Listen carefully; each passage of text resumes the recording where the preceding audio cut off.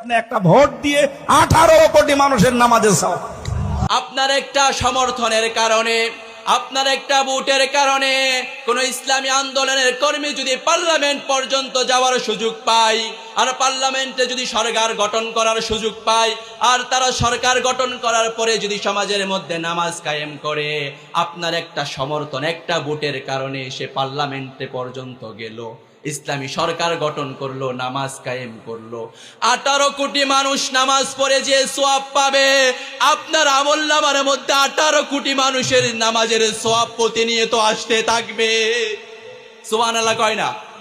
কি বললাম? আপনার একটা সমর্থনের কারণে যদি ইসলামী আন্দোলনের কর্মীরা পার্লামেন্ট পর্যন্ত যাওয়ার সুযোগ পায়, তারা তো যে 1 নাম্বার কি করবে? আকিমুস সালাহ, তারা নামাজ কায়েম করবে। নামাজ যখন কায়েম হয়ে যাবে, 18 কোটি মানুষ যখন নামাজ পড়বে, আপনার আমলনামার মধ্যে 5 ওয়াক্ত সালাতের মধ্য দিয়ে 18 কোটি মানুষের নামাজের সওয়াব আসবে। এটা ভালো না খারাপ? এটা হাতছাড়া করা যাবে?